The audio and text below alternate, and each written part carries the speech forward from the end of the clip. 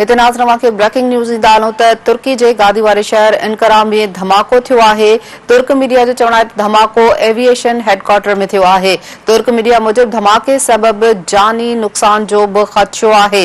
अहम ख़बर नाज़रन सां शेयर कयूं पिया त तुर्की जे गादी वारे शहर इनकरा में धमाको थियो आहे। तुर्की मीडिया जो चवणु आहे त धमाको एविएशन हेडक्वार्टर में थियो। तुर्क मीडिया मूजिब धमाके सबबि जानी नुक़सान जो ख़दशो आहे। अहम ख़बर नाज़रन सां शेयर करे रहिया आहियूं। तुर्की जे गादी वारे शहर इनकरा में धमाको थियो आहे। तुर्क मीडिया जो चवणु आहे त धमाको एविएशन हेडक्वार्टर में थियो आहे। तुर्क मीडिया मूजिब धमाके सबबि जानी नुक़सान जो ख़दशो ज़ाहिर कयो वियो आहे। तुर्की जे गादी वारे शहर इनकरा में धमाको थियो आहे। अहम ख़बर अवां सां शेयर कयूं पिया। तुर्क मीडिया जो चवणु आहे त धमाको एविएशन हेडक्वार्टर में थियो आहे।